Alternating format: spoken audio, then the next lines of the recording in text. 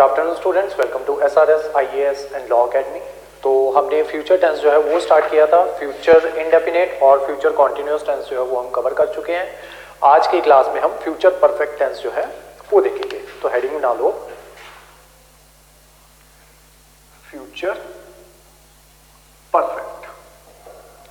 Future indefinite में मैंने आपको बताया था कि ऐसे सेंटेंसेस आएंगे कि जो काम फ्यूचर में होने वाला हो लेकिन इन जनरल जो है वो होता हो, ठीक है, लेकिन होता कब हो? फ्यूचर में, ठीक है। फ्यूचर कॉन्टिन्यूअस में मैंने आपको बताया था कि कोई काम जो है फ्यूचर में कॉन्टिन्यूअसली हो रहा है, ठीक है। जैसे कि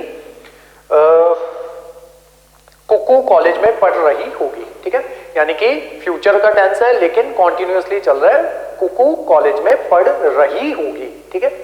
और जो फ्यूचर इंडेफिनिट जो हमने देखा था उसमें मैंने आपको बताया था कि ऐसे टेंसेस कि जो ऐसे काम जो फ्यूचर में होने होंगे लेकिन जनरल काम होंगे, ठीक है। जैसे कि वो जयपुर जाएगा, ठीक है, फ्यूचर है नॉर्मल टेंस। मैं पढ़ाई करूंगा, ठीक है, फ्यूचर टेंस है करूंगा। ऐसे ही अब आते हैं फ्यूचर परफेक्ट पे। फ्यूचर परफेक्ट टेंस वो टेंस होता है, जैसे कि हमने प्रेजेंट परफेक्ट देखा, देन उसके बाद पास्ट परफेक्ट देखा। तो हम क्या देख रहे थे? प्रेजेंट परफेक्ट में वो पर्टिकुलर काम जो है वो हो चुका है। पास्ट परफेक्ट में हमने क्या देखा? वो पर्टिकुलर काम हो चुका था, ठीक है। तो कीवर्ड जो है वो क्या है आपका? चुका।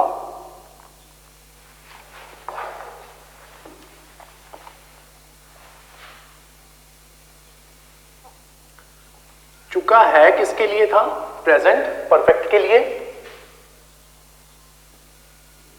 चुका था किसके लिए था? आपका पास्ट परफेक्ट के लिए। और फ्यूचर परफेक्ट के लिए क्या होगा? चुका होगा, ठीक है। ये होगा आपका पास्ट परफेक्ट के लिए। तो यहां पे किस तरीके के सेंटेंसेस आते हैं वो देखते हैं, ठीक है। कोई भी काम जो कि कंप्लीट हो चुका है लेकिन फ्यूचर की बात करेंगे हम, ठीक है, चुका होगा। फॉर एग्जाम्पल, वह अगले साल तक इस प्रोजेक्ट को कंप्लीट कर चुका होगा, ठीक है। वो अगले साल तक, फ्यूचर की बात हो रही है, अगले साल तक इस काम को कंप्लीट या इस प्रोजेक्ट को कंप्लीट कर चुका होगा। तो अगर वो हमने लिखना हो तो कैसे लिखेंगे? ही will have completed this project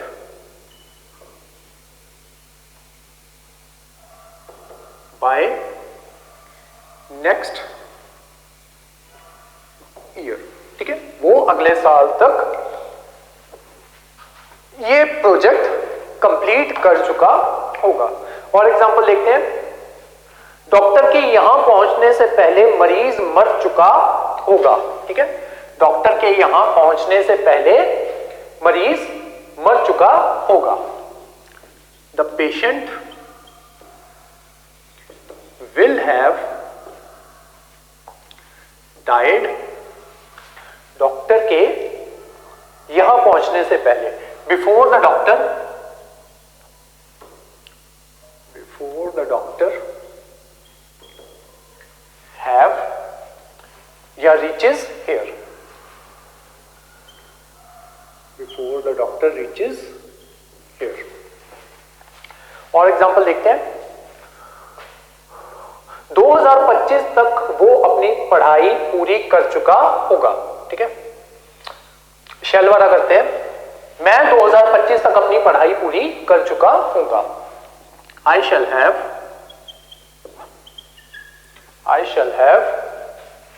completed my studies by 2025।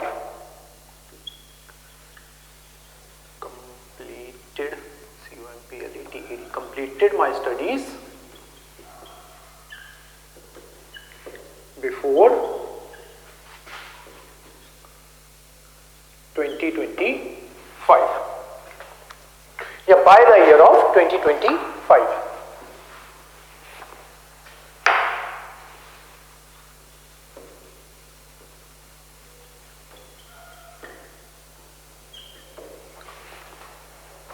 By the year of 2025 या बिफोर 2025 दोनों ही चल जाएगा, ठीक है।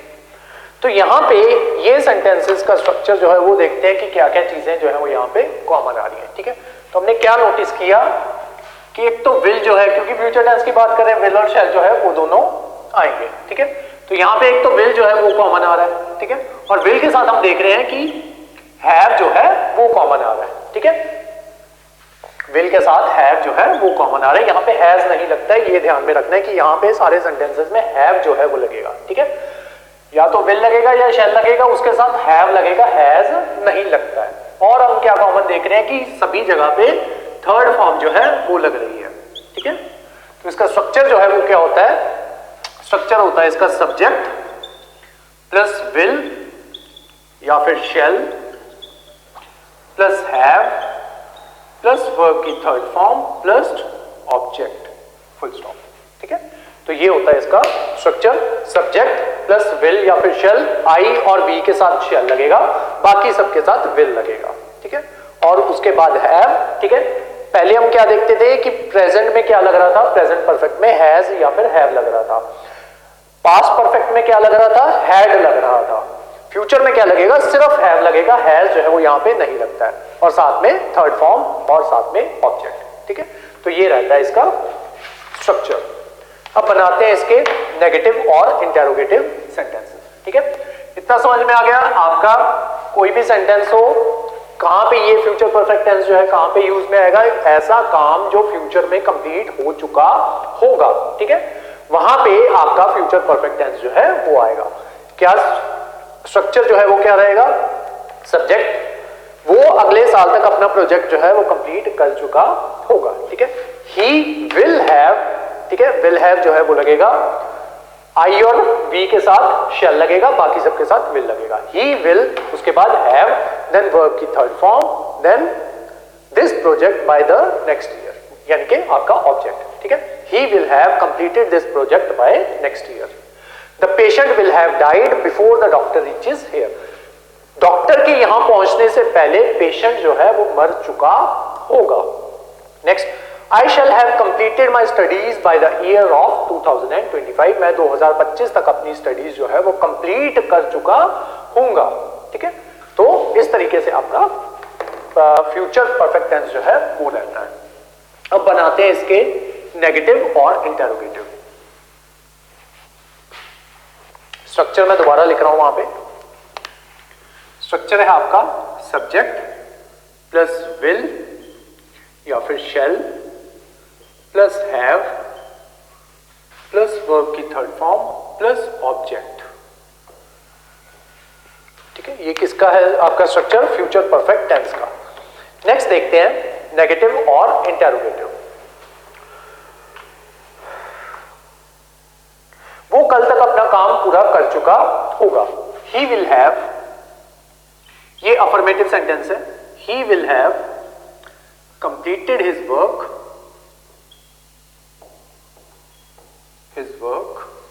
he will have completed his work by tomorrow,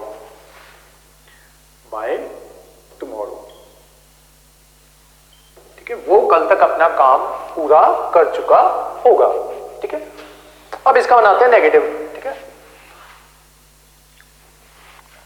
इसमें नेगेटिव और जो ये वाला टेंस है फ्यूचर परफेक्ट और फ्यूचर परफेक्ट कॉन्टिन्यूअस, उसमें नेगेटिव सेंटेंस और आपका जो इंटेरोगेटिव होता है और उसी के साथ साथ नेगेटिव इंटेरोगेटिव, वो थोड़े से कंफ्यूजिंग होते हैं। ठीक है, कहां पे कंफ्यूजन क्रिएट होती है वो भी साथ में मैं आपको बता दूंगा। ठीक है, ही विल नेगेटिव बना रहे हैं, नॉट हैव।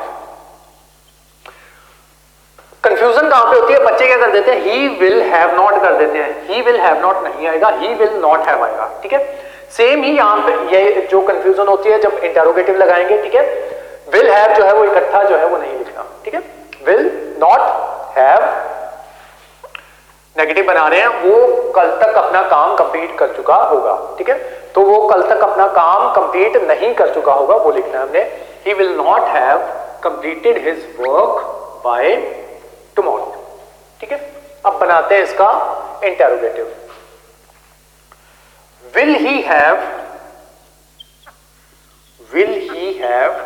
ठीक है, विल और हैव जब भी इंटेरोगेटिव बनाना है और या फिर नेगेटिव बनाना है, विल और हैव इकट्ठे नहीं आएंगे, ठीक है। विल, हम कंफ्यूजन कहां पे होती है, विल हैव ही क्या हम लिख सकते थे, ठीक है। Will have he completed his work by tomorrow, नहीं, वो गलत होगा, ठीक है। कौन सा गलत होगा, will have he completed his work by tomorrow, ये सेंटेंस आपका गलत है, ठीक है। करेक्ट सेंटेंस क्या है, will he have completed his work by tomorrow, question mark, ठीक है। तो करेक्ट क्या है, विल ही हैव आएगा, विल हैव ही नहीं आएगा, ठीक है। Will he have completed his work by tomorrow, question mark, ठीक है। तो ये है आपका नेगेटिव भी हो गया और इंटेरोगेटिव भी हो गया। एक एग्जांपल और देखते हैं, फिर उसका स्ट्रक्चर बनाएंगे।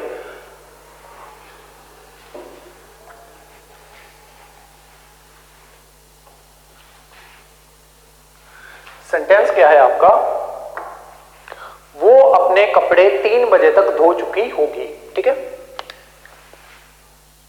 She will have washed her clothes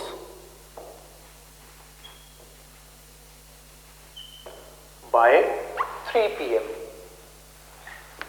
by 3 PM। वो 3 बजे तक अपने कपड़े धो चुकी होगी, ठीक है। तो इसका नेगेटिव क्या बनेगा, वो 3 बजे तक अपने कपड़े नहीं धो चुकी होगी, ठीक है। शी विल, अब मैंने बताया ना विल और हैव यहां पे इकट्ठे नहीं आएंगे, she will not have washed her clothes by 3 PM, ठीक है। She will not have washed her clothes by 3 PM।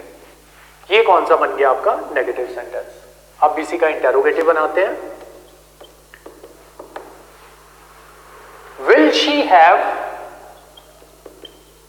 Will have she नहीं आएगा, will she have, will she have washed her clothes by 3 PM, question mark, ठीक है। Will और have इकट्ठे नहीं आएंगे जब भी नेगेटिव बनाना है या फिर इंटेरोगेटिव बनाना है। एक सेंटेंस शैल का भी कर लेते हैं। I shall have, सेंटेंस क्या है, मैं अगले महीने तक बुक लिख चुका हूंगा, ठीक है। I shall have written, I shall have written a book by next month. I shall have written a book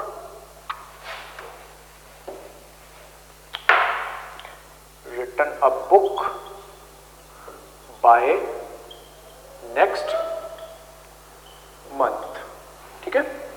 मैं अगले महीने तक ये बुक लिख चुका हूंगा, ठीक है। अब इसका नेगेटिव क्या आएगा, आई शैल हैव नॉट नहीं आएगा, ठीक है। शैल और हैव इकट्ठे नहीं आएंगे, ना तो नेगेटिव में और ना ही इंटेरोगेटिव में।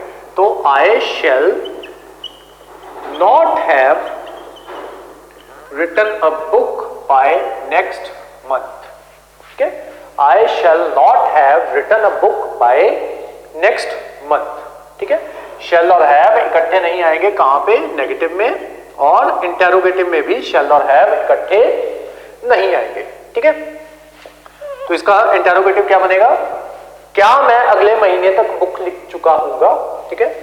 shall I have written a book by next month, question mark, ठीक है।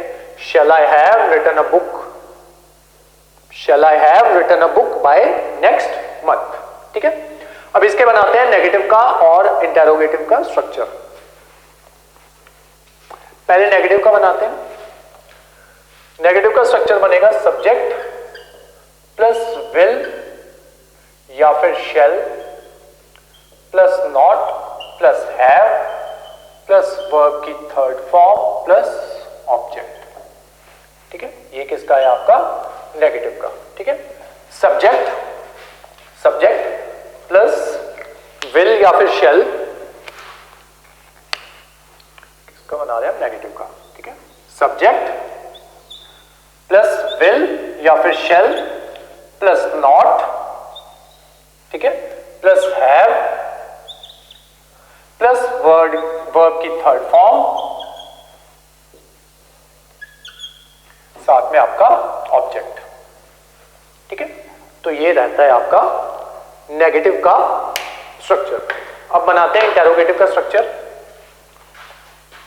विल और शेल, विल या फिर shell plus subject plus have plus verb की थर्ड फॉर्म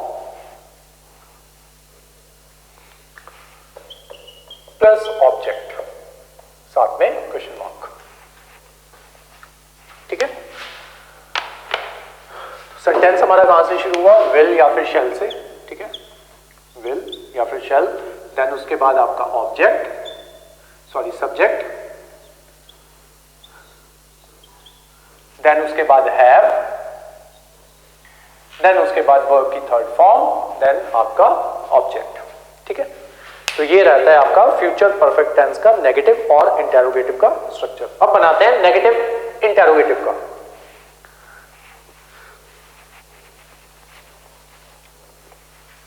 यानी कि सेंटेंस जो है वो इंटेरोगेटिव फॉर्म में भी हो और सेंटेंस आपका नेगेटिव भी हो।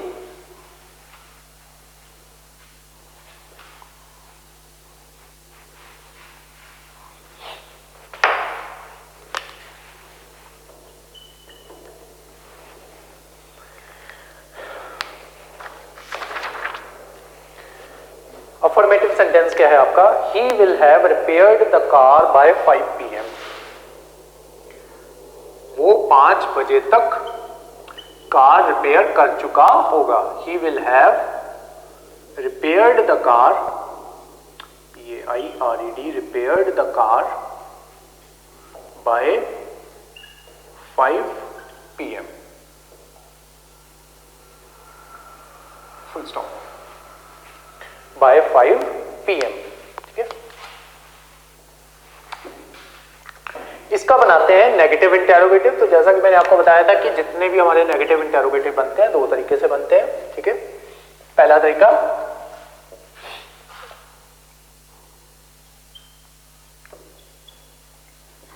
विल ही नॉट हैव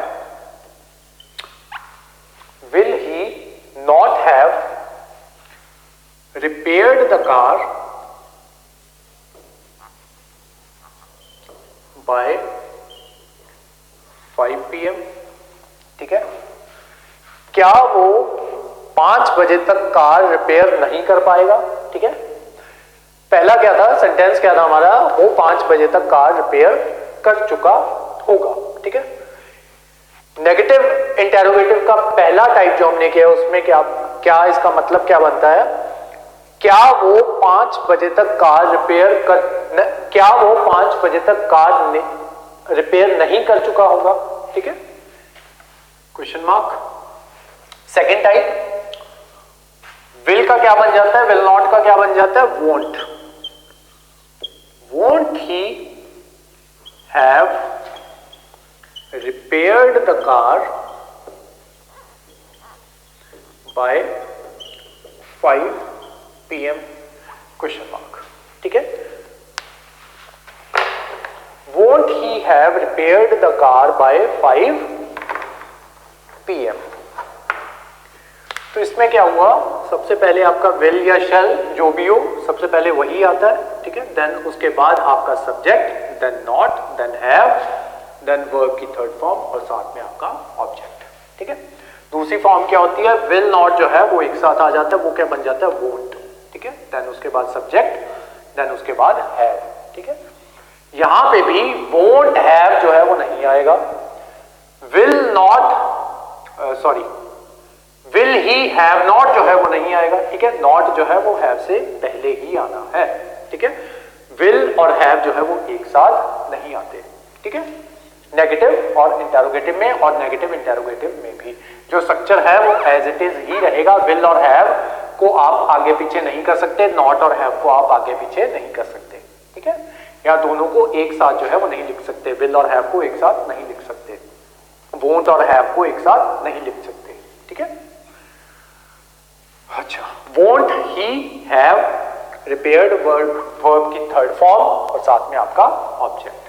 ठीक है, एक सेंटेंस और करते हैं, देन इसका स्ट्रक्चर बनाएंगे। विल वाला कर लिया, अब शैल वाला करते हैं।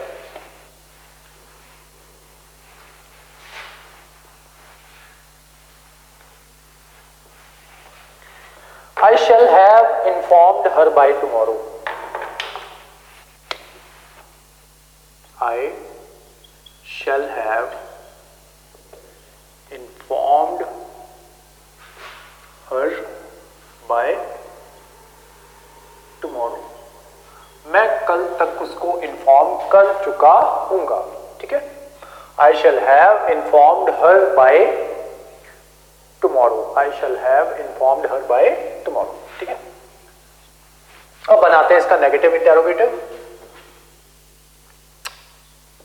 Shall I not have informed her by tomorrow?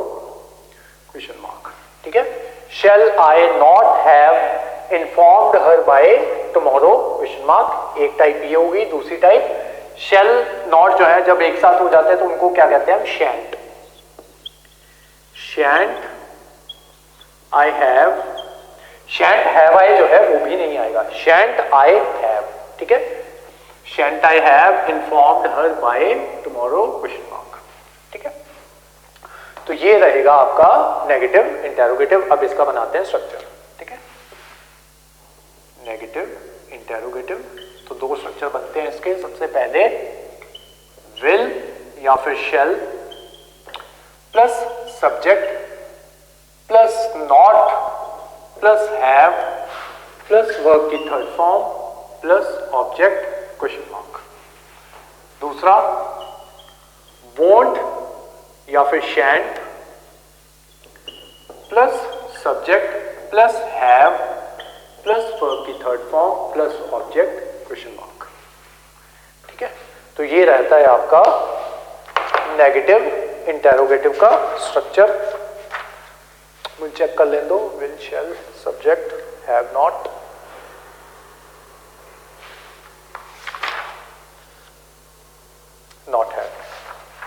Not have verb की थर्ड फॉर्म प्लस ऑब्जेक्ट। मैं जो आपको नोट्स भेजे हैं ना उसमें इंटेरोगेटिव नेगेटिव का जहां पे स्ट्रक्चर बना हुआ है वहां पे हैव नॉट जो है वो लिखा हुआ है, उसको काट के नॉट हैव कर लेना। ठीक है, वहां पे गलती है, वो मिस्टेक जो है वो सही कर लेना। हैव नॉट जो है वो आएगा और उसी के साथ हाँ ऊपर सही है, जहां पे नेगेटिव और इंटेरोगेटिव का अलग से दिया हुआ है वहां पे सही है, जहां पे इंटेरोगेटिव नेगेटिव दिया हुआ है ना उसके स्ट्रक्चर में गलती है, वो गलती आप ठीक कर लेना। सेकेंड है वोंट और शैंट प्लस सब्जेक्ट प्लस है प्लस वर्ब की थर्ड फॉर्म प्लस ऑब्जेक्ट। ठीक है, चलो इसी के साथ आपका फ्यूचर परफेक्ट टेंस जो है वो फिनिश होता है। और अब हम कवर करेंगे पंक्चुएशन मार्क्स में। हमने कवर कर लिया था, डैश तक कवर कर लिया था, आज कवर करेंगे हाइफन।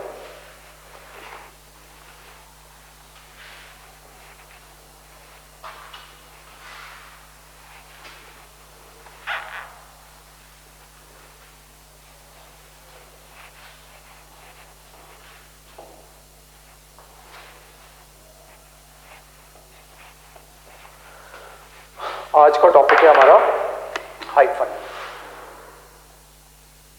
HYPEN हाइफन, छोटा डैश। ठीक है, एक हमने किया था डैश जो कि थोड़ा लंबा डैश था।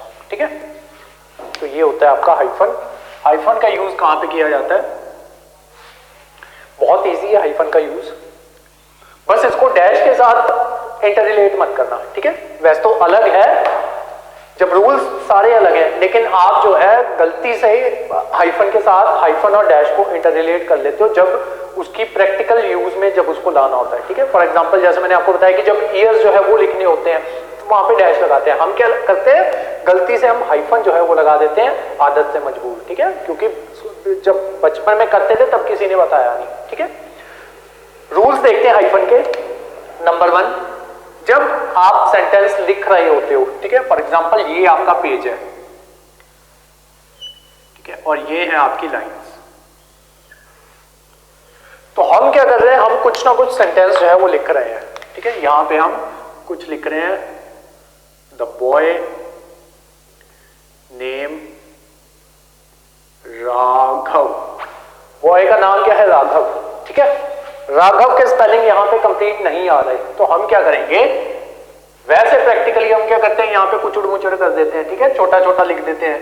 लेकिन जो रियल रूल है वो ये कहता है कि जब कभी ऐसा कुछ हो तो यहां पे एक हाइफन लगा दो और उसके बाद यहां से कंटिन्यू कर लो। ठीक है, फॉर एग्जांपल राघव है, RAGH, AV जो है हाइफन लगा के AV जो है वो यहां पे लिख दो। ठीक है, या कोई और बड़ा वर्ड हो जो आप छोटा करके भी यहां पे ना लिख पाओ, तब वहां पे हाइफन लगा के अगली लाइन में हम लिख सकते हैं। तो पहला रूल यही कहता है कि हाइफन कहां पे यूज में आता है, जब आप जो है कुछ लिख रहे हो, आपका वर्ड जो है वो पहली लाइन में कंप्लीट ना आए, तो वहां पे हाइफन लगा के आधा वर्ड जो है आप नेक्स्ट लाइन में लिख सकते हो, वहां पे हाइफन का यूज जो है वो होता है। ठीक है, तो नंबर 1 लिख लो, सेंटेंस या लाइन जब कंप्लीट ना हो रही हो तो हम उनके बीच में हाइफन जो है वो लगा सकते हैं। ठीक है, नंबर 1 रूल। रूल नंबर 2, जितने भी आपके कंपाउंडेड नंबर्स होते हैं, कंपाउंडेड नंबर्स कौन से होते हैं, 21 से लेके 99 तक, 99 तक। ठीक है, 11, 12, 13, 14, 15, 16, 17, 18, 19, 20। ठीक है, उसके बाद शुरू हो जाता है आपका 21 अप टू 99। 99 के बाद क्या आ जाता है, 100 आ जाता है। ठीक है, अब तो ये सारे नंबर 21, अब ये कंपाउंडेड नंबर क्यों कहते हैं, क्योंकि ये दो नंबर से मिलके बने हुए होते हैं। ठीक है, दो नंबर से मिलके बनते हैं, यानी कि पहला नंबर 20, दूसरा नंबर 1, ऐसे ही 22, 23, 91, 92 अप टिल 99। ये नंबर जो होते हैं वो दो नंबर से मिलके बने होते हैं, इसीलिए इनको कहते हैं कंपाउंडेड नंबर्स। इन दो नंबर्स के बीच हाइफन लगता है। ठीक है, इन दो नंबर्स के बीच जितने भी आपके कंपाउंडेड न्यूमरल्स या कंपाउंडेड नंबर्स होते हैं उनके बीच में हाइफन जो है वो लगता है, उनके बीच में डैश नहीं लगता है। डैश इनके बीच में लगता है जब ईयर्स की बात हो रही होती है। ठीक है, रूल नंबर 2 था ये, कंपाउंडेड नंबर्स के बीच में आपका हाइफन लगता है। रूल नंबर 3, बहुत से कंपाउंडेड वर्ड्स या कॉम्प्लेक्स वर्ड्स होते हैं जिनको अलग अलग दिखाने के लिए या दो वर्ड से मिलके जब भी कोई एक कंपाउंडेड वर्ड बनता है तब हम उसके बीच में हाइफन लगाते हैं। For example anti government. Rule number 3, compounded words, anti government, GOVERNMENT, government. ठीक है, तो इनके बीच में आपका हाइफन जो है वो लगेगा। दो वर्ड्स है, एंटी और गवर्नमेंट, तो इन दोनों के बीच में क्या लगेगा, हाइफन। ऐसे ही ex president, ex wife, ex girlfriend. ठीक है, तो इनके साथ जब दो कंपाउंडेड नंबर्स जो है प्री प्लान्ड, ठीक है, जब दो वर्ड्स मिलके एक वर्ड बनाते हैं तो उनको बोलते हैं कंपाउंडेड वर्ड्स। उन वर्ड्स के बीच में हमें ये हाइफन जो है वो लगता है। ठीक है, ऐसे ही a 10 days journey, 10 days journey. ठीक है, और एग्जांपल है इसी के, 10 days जर्नी। सेल्फ रिस्पेक्ट,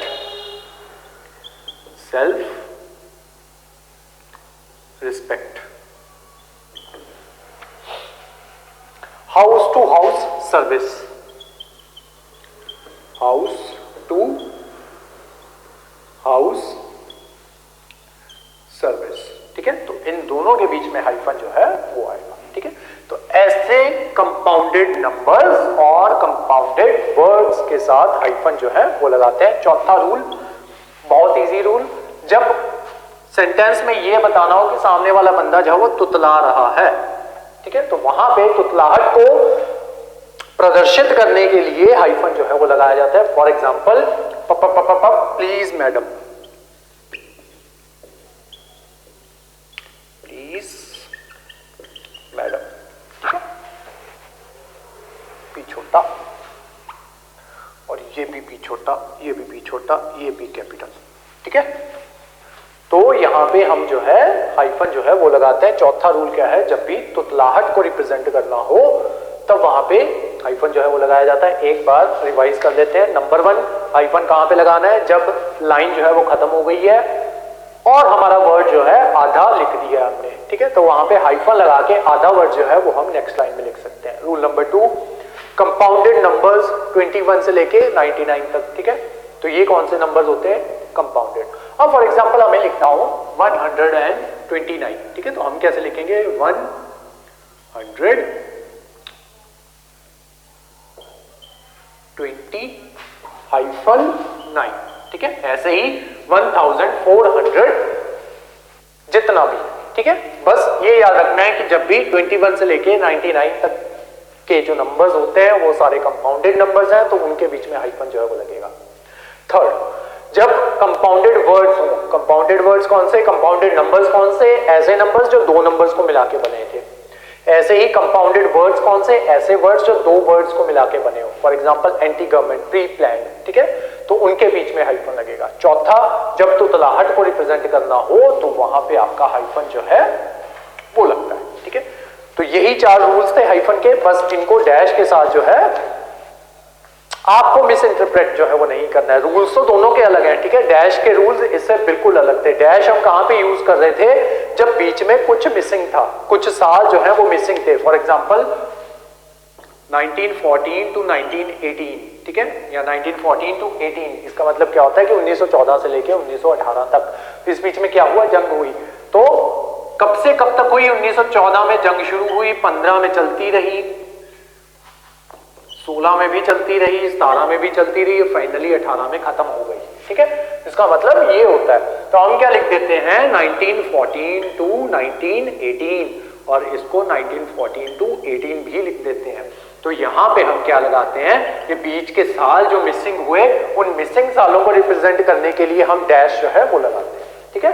तो बस इस चीज को नहीं भूलना है कि डैश कहां पे यूज होगा और हाइफन जो है वो कहां पे यूज होगा। फॉर एग्जांपल पेजेस जो है, फॉर एग्जांपल मैं आपको बोलूं कि आपको पेज नंबर, इसका पेज नंबर है आपकी पंक्चुएशन मार्क्स का 459 से लेके 468 तक, ठीक है। तो मैंने अगर आपको बोलना हो कि 459 से लेके पेज नंबर आपको 468 तक जो है वो पढ़ना है, ठीक है, या उतने के बीच में आपके पंक्चुएशन मार्क्स जो है वो खत्म हो जाएंगे। तो इसका मतलब क्या है कि इसमें बीच में जितने भी सारे पेजेस आ रहे हैं वो सारे ये डैश जो है उनको रिप्रेजेंट कर रहा है कि इतने से लेके यहां तक पेजेस जो है वो आपको पढ़ने हैं। जबकि हाइफन की बात यह है कि जब दो चीजों को वो जोड़ रहा हो, ठीक है, कि दो कंपाउंडेड वर्ड्स या दो कंपाउंडेड आपके न्यूमरल्स जो है उनको जोड़ रहा है, ठीक है, या उनको अलग कर रहा है, जोड़ रहा है या अलग कर रहा है, जिस तरीके से मर्जी लो, ठीक है। बस प्रैक्टिकली इनके बीच में डिफरेंस जो है वो रखना है, वो नहीं भूलना है, ठीक है। तो इसी के साथ आपका आज का टॉपिक जो है वो खत्म होता है। नेक्स्ट क्लास हम करेंगे फ्यूचर परफेक्ट कॉन्टिन्यूअस की। तो आज की जो हमारी क्लास थी वो यहीं तक थी। Thank you so much.